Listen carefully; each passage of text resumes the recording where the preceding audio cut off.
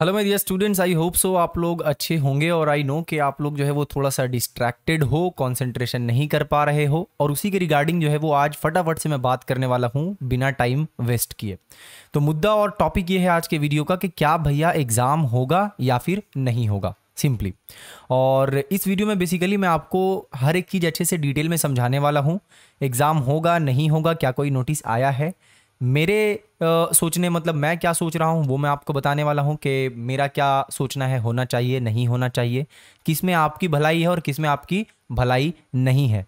साथ ही साथ मैं आप लोगों को एडवाइस भी देने वाला हूँ अपने तरफ से कि आपको अभी क्या करना चाहिए। ठीक है, तो वीडियो को बिना स्किप किए अच्छे से देखना। और इस वीडियो को देखने के बाद आई होप सो कि आपको दूसरा कोई वीडियो देखने का ज़रूरत नहीं पड़ेगा कि भैया क्या करे नहीं करे और एग्ज़ाम होगा नहीं होगा। ये सारा डाउट आपका जो है वो आज क्लियर हो जाएगा। बिकॉज अभी जिस आप सिचुएशन पे हो बहुत ही ज़्यादा क्रूशियल सिचुएशन है और ऑलमोस्ट सिर्फ और सिर्फ 1 महीने एग्ज़ाम के लिए बच रहे हैं। ठीक है, तो इसीलिए वीडियो को अच्छे से देखना, एक भी पार्ट स्किप मत करना। ओके, तो बिना देर की हम लोग वीडियो को करते हैं स्टार्ट। और कोशिश करूँगा कि आपके जितने भी डाउट्स हैं वो सारे को मैं दूर कर दूं, सारे कन्फ्यूज़न को, और आप जो है वो वापस से कंसंट्रेट कर पाओ जहाँ पे भी आपको कंसंट्रेशन करने की फ़िलहाल ज़रूरत है। कहाँ कंसंट्रेशन करना चाहिए आपको वो भी मैं अभी आपको इसी वीडियो में समझाने वाला हूँ। ठीक है, तो फिर स्टार्ट करते हैं आज का वीडियो। तो सबसे पहली बात जो यहाँ पे मैं बताना चाहूँगा आप लोगों को वो ये है कि क्या भैया कोई ऑफिशियल नोटिस आया है, क्या कोई ऑफिशियल नोटिस आया है या फिर नहीं आया है। तो देखो, ऑफिशियल नोटिस सिर्फ और सिर्फ एक ही आया है, और वो नोटिस क्या है आपको भी पता है कि वो नोटिस क्या है और मुझे भी पता है कि वो नोटिस क्या है।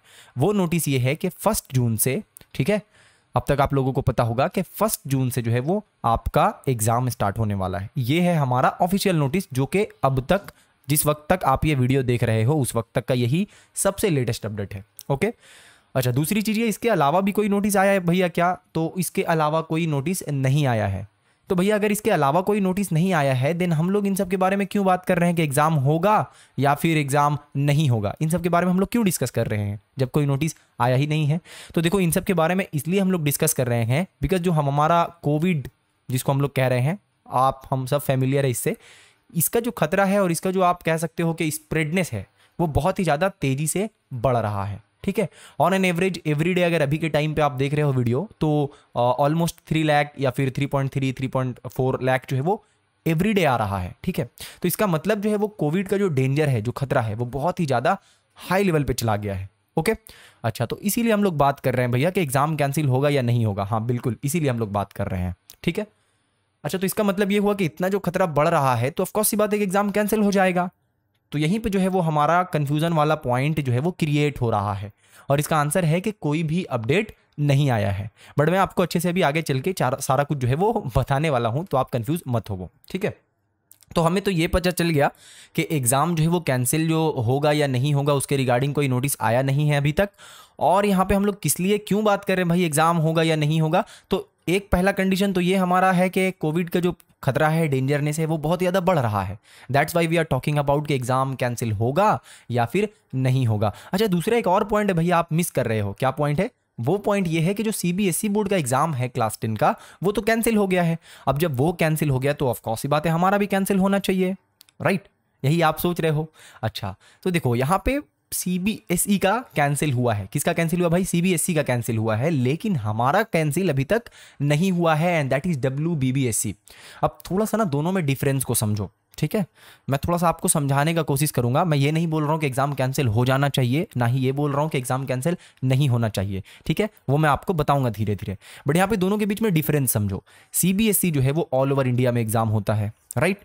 सीबीएसई ऑल ओवर इंडिया में एग्जाम होता है। अब इसमें जो है वो कौन कौन से स्टेट इंक्लूडेड है भैया? तो इंडिया में जितने भी स्टेट्स हैं वो सारे स्टेट्स इसके अंदर इंक्लूडेड है। ठीक है, आप महाराष्ट्र ले लो, आप यूपी ले लो, आप बिहार ले लो, हर एक जगह पे सीबीएसई का एग्जाम होता है। यानी कि इसका एग्जाम क्या है भैया? ऑल स्टेट्स में होता है। ठीक है ना, इंडिया के कोने कोने में इसका एग्जाम होता है। अच्छा, वहीं पे अगर मैं बात करूं डब्ल्यूबीबीएसई के बारे में, यानी कि बंगाल बोर्ड का एग्जाम कहाँ पे होगा भैया? हम लोगों को पता है कि बंगाल बोर्ड का एग्जाम जो है वो सिर्फ और सिर्फ वेस्ट बंगाल में ही कंडक्ट करवाया जाता है। बंगाल बोर्ड का एग्जाम उत्तर प्रदेश में नहीं होता है और बंगाल बोर्ड का एग्जाम बिहार में नहीं होता है। क्लियर है यहाँ पे? अच्छा, तो सीबीएसई ने जो कैंसिल किया है वो क्यों कैंसिल किया है? सीबीएसई ने कैंसिल किया है कि ऑल ओवर इंडिया में अगर आप देखो तो किसी स्टेट में केसेस बहुत ज़्यादा आ रहा है, किसी स्टेट में केसेस बहुत कम आ रहा है, या ना के बराबर भी कहीं कहीं पे होगा जो आ रहा है। इसका मतलब यह है कि सीबीएसई ऑल ओवर इंडिया में होगा तो उसको तो कैंसिल करना ही पड़ेगा हर हाल में, क्योंकि कई से ऐसे भी स्टेट है जहां पे एक एक दिन में अकेला 1-1 लाख केस आ सकता है, यानी कि आ रहा है। ठीक है, 1 लाख केस या 60,000 केस एक अकेले स्टेट से आ रहा है। ठीक है, वहीं पे अगर हम लोग वेस्ट बंगाल के बारे में बात करें तो कुछ दिन पहले तक कितना आ रहा था, 3,000, 4,000, 3,000, 4,000, अभी ऑलमोस्ट आपका 13-14 तक पहुंच गया है। ठीक है, वेस्ट बंगाल का। तो यहां भी जो है वो केसेस इंक्रीज होना शुरू हो चुका है। ओके, तो देखो सीबीएसई कैंसिल होने का मतलब तो क्यों हुआ वो हम लोगों को समझ आ गया कि ऑल ओवर इंडिया में हो रहा है भैया, तो किसी स्टेट में बहुत ज़्यादा केसेस है, किसी स्टेट में कम केसेस है। तो अगर हम लोग ओवरऑल देखें तो अगर सीबीएसई एग्जाम होता है तो जो स्टेट में बहुत ज़्यादा केसेस है वहाँ पे बच्चे लोग नहीं दे पाएंगे, और जिस स्टेट में कम केसेस है वहाँ के बच्चे लोग देंगे। तो इसका मतलब ऑल ओवर जितने बच्चे हैं वो सारे में से कुछ बच्चे दे पाएंगे, कुछ बच्चे नहीं दे पाएंगे, राइट। इसीलिए मान लो कि ये कैंसिल हो गया, बट हमारा डब्ल्यूबीएससी के साथ फिलहाल ये वाला केस नहीं है। अच्छा भैया, तो क्या कैंसिल नहीं होगा, आते हैं उसके ऊपर भी आते हैं धीरे धीरे। ठीक है, अच्छा यहां तक तो हम लोगों का ऑलमोस्ट थोड़ा बहुत समझ आ गया कि क्या सिनेरियो है और क्यों सीबीएसई का जो है वो बहुत पहले ही कैंसिल करवा दिया गया है और क्यों डब्ल्यूबीएससी का अभी तक कोई भी अनाउंसमेंट नहीं आया है। ठीक है, अब यहां पे बात करता हूं मैं अपने बारे में कि मैं क्या सोच रहा हूं यहां पे। ठीक है, कि आगे क्या होने वाला है। देखो सबसे पहला चीज यहां पे 2 पॉइंट हो सकता है, आइदर जो है वो एग्जाम होगा, मैं दोनों का एक पॉइंट अलग अलग टेबल बना देता हूं। ठीक है, आइदर जो है वो एग्जाम कंडक्ट करवाया जाएगा, अदरवाइज एग्जाम नहीं होगा। ठीक है, अब दोनों का थोड़ा सा सिनेरियो समझो कि किस सिनेरियो में एग्जाम हो सकता है और किस सिनेरियो में एग्जाम नहीं हो सकता है। ओके, तो जहां तक एग्जाम होने की बात है कि एग्जाम होगा, तो एग्जाम क्यों होना चाहिए according to my point of view.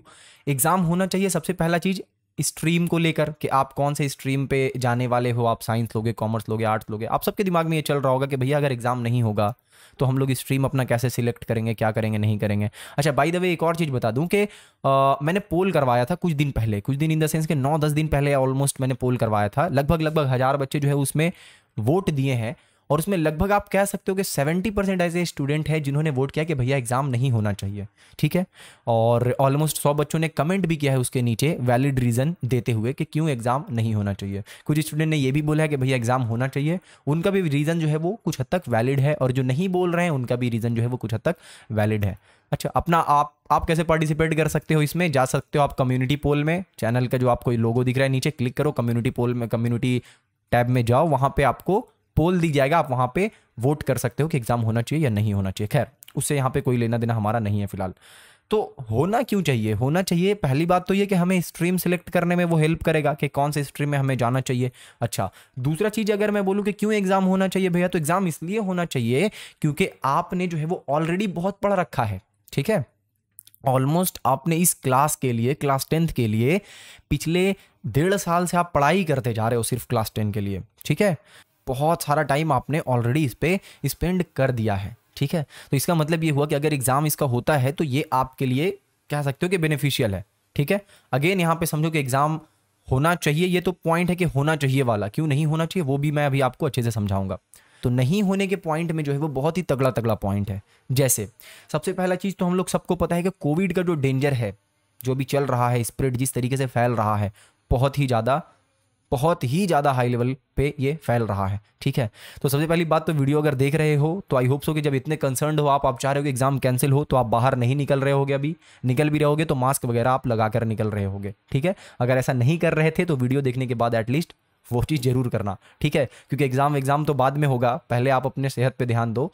उसके लिए सबसे पहले क्या करना होगा, जो भी प्रोटोकॉल्स है कोविड को लेकर उसको आप अच्छे से फॉलो अप करो। ठीक है ना। अच्छा तो कोविड जो है वो बहुत ही तेजी से फैल रहा है भैया, एग्जाम नहीं होना चाहिए, बिल्कुल करेक्ट पॉइंट है आपका। ओके, दूसरा चीज़ यहाँ पे क्या है, थोड़ा सा समझो। मान लेते हैं गवर्नमेंट ने कुछ अरेंजमेंट बना दिया। ठीक है, गवर्नमेंट ने कुछ अरेंजमेंट बना दिया, ऐसा अरेंजमेंट बनाया कि आपको वहाँ पे खतरा नहीं है। ठीक है, जैसे कि मैंने ये भी सुना कि सेंटर्स जो है उसको बढ़ाने के बारे में बात किया जा रहा है। यानी कि मान लो अगर पहले 50 सेंटर्स में एग्जाम होता था तो अब जो है वो एक काम करते हैं 100 सेंटर्स में एग्जाम दिलवाते हैं। अच्छा ऐसा क्यों कर रहे हैं भैया, ऐसा इसलिए कर रहे हैं कि अगर पहले एक सेंटर में 50 बच्चे बैठ रहे थे तो अब एक सेंटर में जो है वो कितने बच्चे बैठे, 25 बच्चे बैठेंगे। ठीक है, अब क्या होगा कि एक लंबा सा बेंच रहेगा, एक कॉर्नर पे आप बैठे हो, दूसरे कॉर्नर पे कोई दूसरा बंदा बैठा है। ठीक है, ओके ठीक है, ये यहाँ तक तो ठीक है, समझ आ रहा है कि एक कॉर्नर पे मुझे बैठा दिया आपने, दूसरे कॉर्नर पे दूसरे को बैठा दिया। अब यहाँ पे मसला ये है कि आपने तो एग्जाम हॉल में ऐसे बैठा दिया, राइट। एग्जाम हॉल से जैसे ही आप बाहर निकलते हो एग्जाम हॉल से आप जैसे ही बाहर निकलते हो, वो वाला जो पूरा सिनेरियो होगा उसको कौन मैनेज करेगा, ठीक है। तो यहाँ पे मैं बोल रहा हूँ कि outside the examination hall, okay, outside examination hall जब आप अपने अपने घर के लिए जाते हो, आप लोग सब एक साथ बस पर बैठोगे, तो वहाँ पे जो है वो डेंजर कह सकते हो कि बहुत ज़्यादा है, ठीक है। अगर केसेस यहाँ उस रफ्तार से बढ़ेगा तो ओके, ज़्यादा से ज़्यादा आप एवरीडे जो है वो बस को तो सैनिटाइज नहीं कर रहे हो, ऑफकोर्स ये बातें नहीं कर रहे हो। कोई भी जो है वो बस पे आ रहा है, बैठ रहा है और उसके बाद वो जा रहा है, कोई भी वापस से उसी जगह पे आ रहा है, फिर बैठ रहा है, फिर जा रहा है, फिर वापस से आ रहा है, बैठ रहा है, जा रहा है, ठीक है। इसका मतलब खतरा है भाई, ऑफकोर्स ये बात है, खतरा है। आप ये भी बोल रहे हो आप बाहर मत निकलो, और आफ्टर दैट यहाँ पे क्या हो रहा है कि आपने एग्जाम सेंटर को तो अच्छे से मान लो कि आपने सैनिटाइज कर लिया एग्जाम सेंटर को, राइट। अब एग्जाम सेंटर को सैनिटाइज करने के बाद जब वो बच्चा एग्जाम देकर बाहर निकला या फिर अपने घर से जब एग्जाम देने के लिए वो सेंटर में आएगा, तो उस वक्त तो उसको किसी न किसी मीडियम के थ्रू वहां तक पहुंचना होगा और वहां से उसको घर जाना होगा वापस। अब वो मीडियम क्या हो सकता है, वो मीडियम कोई ना कोई एक व्हीकल होगा, कोई ना कोई एक कार होगा, गाड़ी होगा। अब भाई यहाँ पे सब तो हो जो है वो बहुत हाई लेवल के हैं नहीं जो सारे अपने अपने प्राइवेट कार से चले जाएंगे। दैट मीन्स कि ऑफकोर्स ही बात है कि बस से जाना होगा ना। अब बस से जाएंगे तो बस में जो है वो बच्चे, कुछ बच्चे ऐसे होंगे, देखो बेसिकली मैं बोलना क्या चाह रहा हूं कि अगर आप बस से जा रहे हो तो बस में कोई भी आ रहा है, बैठ रहा है, उठ रहा है, जा रहा है, आ रहा है, उठ रहा है, बैठ रहा है, वैसा तो नहीं कि हर आदमी के उठने के बाद उस सीट के ऊपर सैनिटाइज किया जा रहा है, नहीं, बिल्कुल नहीं किया जा रहा है। इसका मतलब डेंजर है, खतरा है, ओके। और दूसरा चीज अगर मैं एक बात बोलूं जो कि बहुत ज्यादा मुझे चिंतित कर रहा है, जो बात, ठीक है, एग्जैक्टली मैं बता रहा हूं वो चीज क्या है। वो चीज ये है कि कोई स्टूडेंट ऐसे होंगे जिनके रिलेटिव को ये हो रखा है, ठीक है, राइट। अगर कोई ऐसे स्टूडेंट है जिनके रिलेटिव को हो रखा है ये क्या, कोविड, ठीक है, तो ऑफकोर्स ये बात है कि वो घर से बाहर नहीं निकल सकते हैं। अब वो घर से बाहर नहीं निकल सकते हैं, आप एग्जाम दिलवा रहे हो, तो जब एग्जाम होगा और वो बाहर नहीं निकल सकते हैं तो फिर आप समझो कि यहाँ पे क्या क्या खतरा हो सकता है। पहली बात तो उनका एग्जाम चला जाएगा, और वो एग्जाम नहीं देंगे तो फिर आप आगे का कुछ अरेंजमेंट करोगे, वो आपके ऊपर डिपेंड कर रहा है, गवर्नमेंट के ऊपर डिपेंड कर रहा है। बट यहाँ पे ये एक बहुत ही क्या कह सकते हो आप, यहाँ पे अनसॉल्विंग पॉइंट मुझे दिखा कि अगर उनके कोई रिलेटिव को हो रखा है घर ही में, तो वो कैसे एग्जाम देने के लिए आएंगे। ये एक बहुत ही कह सकते हो कि आप पेचीदा पॉइंट है यहाँ पे, ठीक है। इसको आप प्रोटेक्ट कर सकते हो किसी तरीके से, ठीक है। ये आउटसाइड एग्जामिनेशन हॉल में यानी एग्जाम देने के बाद जब बाहर निकले तो वो आने जाने में तो कौन सी बात है कि आप हर एक बच्चे को तो पकड़ पकड़ कर अच्छे से लेकर नहीं जाओगे। तो यहाँ पे जो है वो आपको अगर एग्जाम होता भी है, ठीक है, अगर एग्जाम होता है तो ये वाली चीज का आप अच्छे से ख्याल रखना, ठीक है। ट्रस्ट में ये बात को थोड़ा सा सीरियसली लो कि ये वाला जो पॉइंट है इस पे आप अच्छे से ध्यान देना कि एग्जाम हॉल के जब बाहर आप निकल रहे हो तो उस वक्त खुद को प्रोटेक्टेड रखना वो आपकी जिम्मेदारी है, ठीक है ना। क्योंकि आप अगर प्रोटेक्टेड नहीं रहोगे, आप घर आओगे और घर आने के बाद आप किसको किसको अनप्रोटेक्ट कर दोगे वो आपको पता है, ठीक है। तो अगर एग्जाम होता है तो मान लो कि एग्जामिनेशन सेंटर में तो बहुत ज्यादा प्रोटेक्शन कर दिया गया है, बट बाहर में जब आप बस पे बैठ रहे हो, इधर बैठ रहे हो, उधर बैठ रहे हो, तो वहां पे उतना प्रोटेक्शन नहीं है, राइट। तो वहां पे आपको अपना ख्याल खुद रखना पड़ेगा अगर एग्जाम होता है तो, ठीक है, जो कि बहुत ही एक टेंशन वाला पॉइंट है। अगर एग्जाम हो रहा है तो ये सारा चीज, अच्छा। अगर किसी के रिलेटिव को हो रखा है तो वो नहीं आ पाएंगे, ये भी एक बहुत ही यहाँ पे कह सकते हो कि डिसएडवांटेज वाला पॉइंट हो रहा है। तो यहाँ तक हमें ये समझ आया कि एग्जाम होगा तो बेनिफिट क्या है भैया। एग्जाम होगा तो बेनिफिट ये है कि हमने ऑलरेडी बहुत पढ़ रखा है, तो हमें एक रिजल्ट मिलेगा कि भैया आपने जो पढ़ा है उसका ये रहा फल, ठीक है। बट बात फिर वापस ये आ जाता है कि जान है तो जहान है, अगर आपके पास जान ही नहीं तो कुछ भी नहीं है। ये भी एक अच्छा पॉइंट है और ये भी इंपॉर्टेंट पॉइंट है, ठीक है। तो इसका मतलब ये है कि भैया करना क्या होगा हमें ये बताओ। आप तो अब तक जो भी बात बताए हो उतना हद तक हम लोग और कंफ्यूज हो रहे हैं कि एग्जाम होगा नहीं होगा, आगे हम लोगों को करना क्या चाहिए। बट वीडियो के स्टार्टिंग में मैंने आपसे ये प्रॉमिस किया था कि आपका जो समस्या है, ये जो कन्फ्यूजन है, डाउट है, वो मैं क्लियर करने वाला हूँ। और इस वीडियो को देखने के बाद आप कॉन्सेंट्रेट कर पाओगे जिस भी चीज़ पे आपको कॉन्सेंट्रेट करना चाहिए। आइदर एग्जाम होगा पे कॉन्सेंट्रेट करना है या नहीं पे कॉन्सेंट्रेट करना है, ठीक है। होगा नहीं, ठीक है, होगा या नहीं होगा इस पे आपको कॉन्सेंट्रेट करना है। अच्छा, तो अब डायरेक्ट हम लोग यहाँ पे मुद्दे पे आते हैं कि मेरा एडवाइस यहाँ पे आप लोगों को क्या रहेगा। यहाँ तो आपने समझ लिया कि क्या क्या डिसएडवांटेज और क्या क्या एडवांटेज है। एडवांटेज में आपका 2 आ गया कि आप स्ट्रीम सिलेक्ट कर सकते हो। अब ये जो स्ट्रीम सिलेक्ट करोगे ना एग्जाम देने के बाद, तो ऐसे भी आप नॉर्मली भी सिलेक्ट कर सकते हो, बस एग्जाम देने के बाद आप जब सिलेक्ट करोगे तो वहां पे आपको एक मेरिट पॉइंट रहेगा कि मैंने इतना लाया है तो ये सिलेक्ट कर रहा हूं, कोई बोलेगा मैं इतना लाया हूं तो ये सिलेक्ट कर रहा हूं, ठीक है। अच्छा, अब यहाँ पे बात करते हैं कि मेरा क्या यहाँ पे आपके लिए एडवाइस है और क्या ओपिनियन है, ठीक है। ये थोड़ा सा समझो, ये ना ही मैं गवर्नमेंट के लिए कुछ बोल रहा हूँ और ना ही किसी और के लिए बोल रहा हूँ, ये चीज़ मैं आपको बोलना चाह रहा हूँ, ठीक है। अच्छे से ध्यान से समझना, इसको बस समझ लो और इसको इंप्लीमेंट कर लो। मैं सच्ची बता रहा हूँ कि स्टूडेंट लोग कॉल कर रहे हैं, कॉल करके बोल रहे हैं भैया क्या करें समझ नहीं आ रहा है, पढ़ने बैठ रहे हैं तो ये दिल कर रहा है कि क्यों पढ़े भाई, एग्जाम तो होगा नहीं तो पढ़े क्यों, और नहीं पढ़ रहे हैं तो फिर लग रहा है भैया एग्जाम तो होगा तो फिर नहीं क्यों पढ़े। तो दोनों में कंफ्यूज है, ना पढ़ पा रहे हो ना पढ़ पा रहे हो, यानी ना ही सही से जी पा रहे हो और ना ही आप पढ़ाई कर पा रहे हो। तो इसका सॉल्यूशन क्या है ये थोड़ा सा समझो अच्छे से। थोड़ी सी कड़वी लग सकती है, थोड़ा सा आपको माइंड में फिट ना हो, बट स्टिल आपको ये चीज़ फॉलो अप करना होगा, ठीक है। बात को थोड़ी अच्छी सी समझो। जब मैंने आपको उतने दिन से पढ़ाया, आपका इतना सारा कुछ कंप्लीट हो गया है, तो मैं नहीं चाहता हूँ कि ये जो 30 डे या 20 डे जब भी आप वीडियो देख रहे हो आप रिस्क लो, ठीक है। तो अच्छे से समझो क्या बोलना चाह रहा हूँ मैं यहाँ पे। मेरा एडवाइस आपको ये रहेगा कि कितना दिन बचा है। 1 जून से आपका एग्जाम है, ठीक है। 1 जून से आपका एग्जाम है, राइट। वीडियो मैं कब लॉन्च कर रहा हूँ, ये वीडियो मैं आपको कब डिलीवर कर रहा हूँ, हालांकि वीडियो देने में लेट हुआ बट फिर भी कोई बात नहीं, मैं एकदम एग्जैक्ट टाइम देख के आपको कर रहा हूँ कि ऑलमोस्ट मान लो कि 30 डेज आपके पास है और ये वाला वीडियो आप देख रहे हो, ठीक है, या 20 डेज या 25 डेज है। अच्छा, और ये वीडियो को जहाँ जहाँ तक शेयर कर सकते हो फटाफट से इसको शेयर करो ताकि सबको समझ आए कि करना क्या है आगे भाई, जो भी स्टूडेंट है। ओके, अब यहां पे समझो 1 जून को आपका एग्जाम है, लगभग आपके पास हाथ में 30 दिन है। पिछले आप ऑलमोस्ट 1.5 ईयर से पढ़ाई कर रहे हो, ठीक है। कोई ज़्यादा पढ़ाई कर रहा है, कोई कम पढ़ाई कर रहा है, लेकिन मुझे पता है कि सारे लोग पढ़ाई कर रहे हैं, ठीक है। तो खुद से ये तो मत झूठ बोलो कि भैया मैंने तो कुछ पढ़ा ही नहीं, तो एक काम करते छोड़ देते हैं। ये झूठ तो पहले बोलना बंद करो भाई। आप स्कूल गए हो, आप कहीं ना कहीं कोचिंग भी किए हो, नहीं तो आप ऑनलाइन पढ़ाई किए हो, नहीं तो आप यूट्यूब पे देख कर पढ़े हो, ठीक है। कहीं ना कहीं से आप पढ़े हो और 1.5 ईयर्स आपने मेहनत किया है भाई, ठीक है। तो अब आगे क्या करना है ये थोड़ा सा समझो। इस चक्कर में बिल्कुल भी मत पढ़ो। सबसे पहली चीज, हाँ, अभी से इसी वक्त से सबसे पहले तो ये चीज सर्च करना बंद करो, एग्जाम होगा नहीं होगा, एग्जाम होगा नहीं होगा, ये एकदम सर्च करना बंद करो। अगर एग्जाम नहीं होगा, कोई भी अनाउंसमेंट आएगा, सबसे पहले नोटिफिकेशन आपके पास पहुंच जाएगा, क्योंकि वीडियो मैं बना दूंगा, ठीक है। तो अगर कोई प्रॉपर नोटिस आया तो वीडियो आपको यहीं मिल जाएगा, ठीक है। अदरवाइज आपको वीडियो भरा पड़ा जहां तक मिल जाएगा। जिनका काम न्यूज़ देना है तो ऑफकोर्स ही बात है, क्योंकि वो अपना काम करेंगे, वो फटाफट न्यूज़ देंगे, बोलेंगे आज मीटिंग हुआ, हो सकता है इस मीटिंग से कुछ नया चीज़ निकले, फिर बोलेंगे कल मीटिंग हुआ, हो सकता है इनसे कुछ नया चीज़ निकले। तो उनका न्यूज़ देना काम, वो आपको न्यूज़ दे रहे हैं। बट आपका न्यूज़ का काम क्या है, आपका न्यूज़ जो प्रॉपर चाहिए वो क्या है, वो ये है कि कैंसिल हो गया या फिर कैंसिल नहीं हुआ, ये आपको एग्जैक्ट पता चलना चाहिए। और वो एग्जैक्ट पता चलेगा एक नोटिफिकेशन से, जो कि आपको आएगा अगर एग्जाम कैंसिल हुआ तो। और अगर आप चैनल को सब्सक्राइब कर रखे हो तो, नहीं भी कर रखे हो कोई बात नहीं, बीच बीच में चेक करते रहना, ठीक है। अच्छा, बात यह है कि 30 डेज आपके पास बचा हुआ है। अब मैं क्या कह रहा हूं आपको ये समझो थोड़ा अच्छे से। आपने 1.5 घंटे नहीं बल्कि 1.5 साल, समझो थोड़ी बात को, 1.5 साल आपने पढ़ रखा है, ठीक है।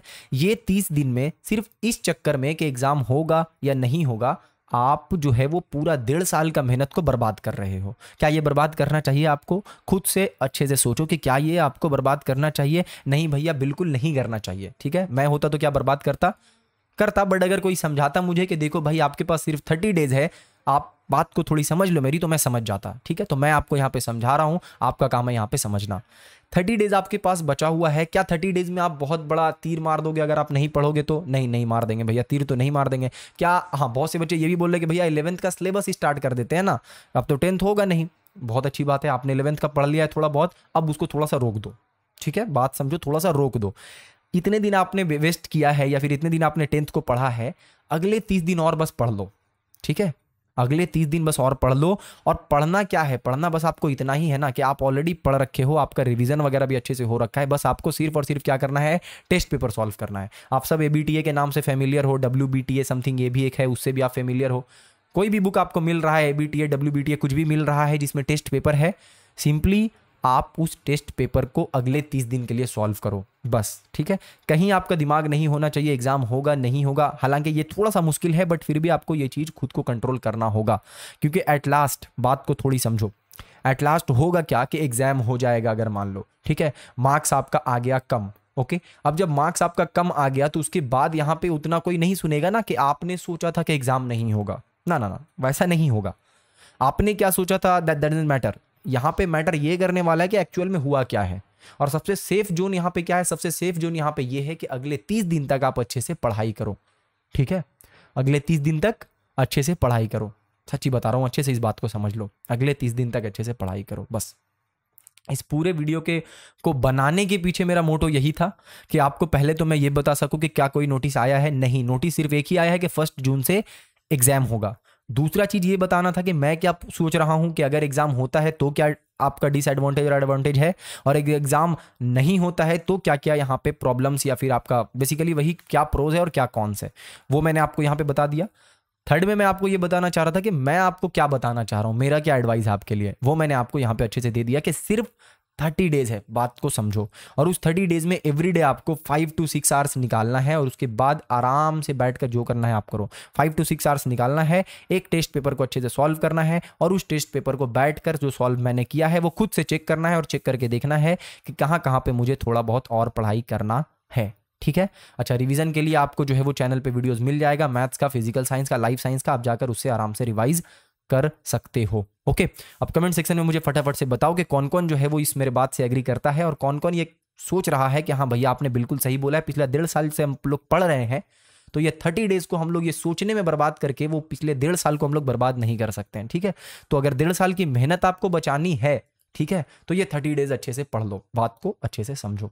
ओके, बस इतना ही मुझे इस वीडियो में कहना था। आई होप सो कि मैंने आपको फटाफट, बहुत ज़्यादा मैं तेज बोलने का ट्राई कर रहा था ताकि आपका टाइम जो है वो वेस्ट ना हो, और फटाफट मैंने जो भी बताना था मैंने आपको बता दिया। 30 डेज पढ़ाई करो, बार बार सेम बात को मैं रिपीट कर रहा हूँ। फटाफट से जाके कमेंट सेक्शन में बताओ कि कौन कौन जो है वो अगले 30 डेज के लिए पढ़ाई करने के लिए तैयार है और अपना टाइम जो है वो वेस्ट नहीं करेगा इन बातों को सोचने में कि एग्जाम होगा या नहीं होगा। एग्जाम हो ना हो, आपको पढ़ना है, आपके जो सिलेबस में है वो आपको जानना है, ताकि जब आप क्लास 11 में जाओ, क्लास 12 में जाओ, या फिर अगर कोई जूनियर को आप पढ़ाओ तो आपको वो चीज़ पता होना चाहिए, वो चीज़ आपको मालूम होना चाहिए कि कैसे और किस तरीके से ये सारा चीज़ हुआ था, तभी तो आप पढ़ा पाओगे ना किसी को। अगर कोई जूनियर आपसे पूछेगा तो उसको कैसे बताओगे। ठीक है, तो इन सब बातों को आप ध्यान में रखना और अच्छे से पढ़ाई करना। जहाँ पे आपको हेल्प लगेगा आप कमेंट सेक्शन में बताना। ओके, तो मिलते हैं इसी के साथ नेक्स्ट वीडियो में। और देखो यहाँ पे 2-3 चीज़ हम लोगों का बाकी रह गया है, ठीक है, जो कि मैं नहीं बना रहा हूँ क्योंकि मैं देख रहा हूँ कि वीडियो भी बहुत सारे लोग नहीं देख रहे हैं, तो मुझे लगा कि पहले आप लोगों को ये सारा कुछ बता देना चाहिए कि अगर एग्जाम होता है तो फिर बहुत लंबा फंस जाओगे आप लोग। ठीक है, हम लोगों का इस फेयर का, पार्टनरशिप बिजनेस का, कंस्ट्रक्शन का और सिलेंडर का, इसका वीडियो जो है वो चैनल पे अपलोड नहीं हुआ है। तो अगर आप लोग पढ़ाई करने के लिए अगले 30 दिन के लिए तैयार हो तो आप कमेंट सेक्शन में बताना, मैं फटाफट से इन सब का वीडियो को डालना शुरू कर दूंगा। ओके, बेस्ट ऑफ लक आप सभी लोगों को। अच्छे से अपना ख्याल रखना, और बाहर निकलना तो मास्क वगैरह लगा कर निकलना। आपको पता है कि केसेस बहुत ज़्यादा बढ़ रहा है, ठीक है ना। मिलते हैं नेक्स्ट वीडियो में, तब तक के लिए अपना बहुत सारा ख्याल रखो और अपने परिवार का भी ख्याल रखो। Thank you.